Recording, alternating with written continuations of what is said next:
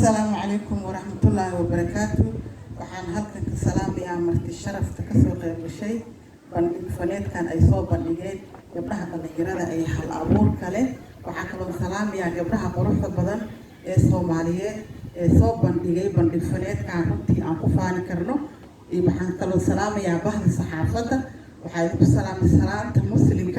السلام عليكم ورحمة الله وبركاته. runtii maanta waa maalin weyn waa maalin farxad badan gabdhihii Soomaaliyeed haday isxilqaameen ee ay sameysteen bandhig ay ku midaysan yihiin ee wax soo saar ah runtii waxaan isleenahay hadaan nahay ururka haweenka qaranka Soomaaliyeed waan garab taaganahay waan soo dhaweynaynaa aadan ugu faraxsanahay waana la soconay hawshan ay ku jireen gabdhaha Soomaaliyeed hambaliyaan leeyahay hambaliyo waxaan rabaa gabdhaha qurbaha jooga ee hadda inta ka daawanayo ha ka soo laabtaan